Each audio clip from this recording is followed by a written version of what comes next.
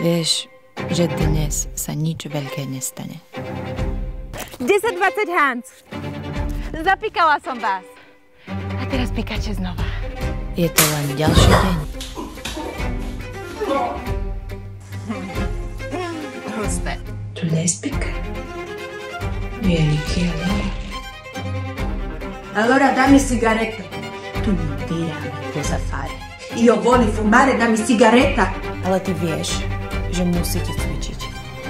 Sám doktor to povedal, že bez cvičenia to nepôjde. Ty aj ocko musíte začať naozaj cvičiť. Rozumieš? Vy musíte začať rozprávať.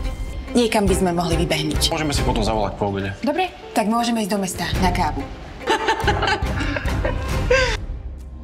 Pred pár rokmi zrazil niekoho na motorke. Ten človek bol na zelenej a na prechode. Aj tak mu to prešlo. Dostaneme ho. Dobre. Čak nejde iba o tom. Čo? Videli ste tu jeho kampaň proti krmeniu sliepok hormónmi? Ďakujem. Ja som sa do tej sliepky úplne vcítila.